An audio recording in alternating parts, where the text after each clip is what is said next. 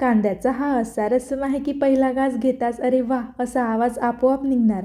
नमस्कार मंडळी, मी दामिनी. आज तुम्हाला दाखवणार आहे असा अनियन रस्सम की सुगंधानेच पोट भरेल आणि चवीने तर मनच जिंकेल. तवा चांगला गरम झाल्यानंतर त्यावर धणे, मेथी आणि उडदाची डाळ आपल्याला भाजून घ्यायची आहे आणि त्याचबरोबर लाल मिरच्या आणि थोडं खोबरं हे पण आपल्याला चांगलं भाजून घ्यायचं आणि त्याची आपल्याला पेस्ट बनवायची आहे.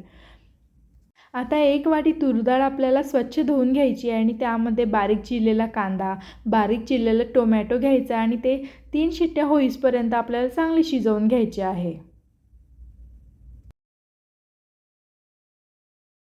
रस्सम चांगला चटपटीत होण्यासाठी ना आपल्याला चिंचेची पण आवश्यकता आहे. तर मी येथे थोड्या पाण्यामध्ये चिंच भिजत घातली. एका भांड्यामध्ये चांगले तेल गरम करा. तेल चांगले तापल्यानंतर त्यामध्ये जिरं, मोहरी, हिंग आणि कढीपत्ता याची चांगली फोडणी द्या.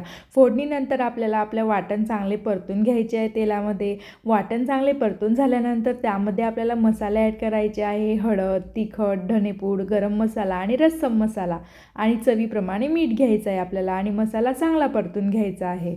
मसाला मंद आचेवरच आपल्याला परतून घ्यायचा आहे. आवश्यकतेनुसार पाणी घाला.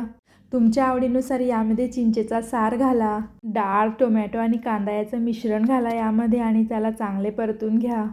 रस्सम चांगला चटपटीत आणि टेस्टी होण्यासाठी ना यामध्ये थोडासा गूळ पण ॲड करायचा. तयार आहे आपला चटपटीत झणझणीत असा ऑनियन रस्सम. हा गरमागरम रस्सम भातावर वळा. पहिल्याच घासात साऊथ इंडियन मूड सुरू होणार. व्हिडिओ आवडला असेल तर लाईक करा, शेअर करा आणि दामिनीज किचनला सबस्क्राईब करायला विसरू नका. थँक्यू.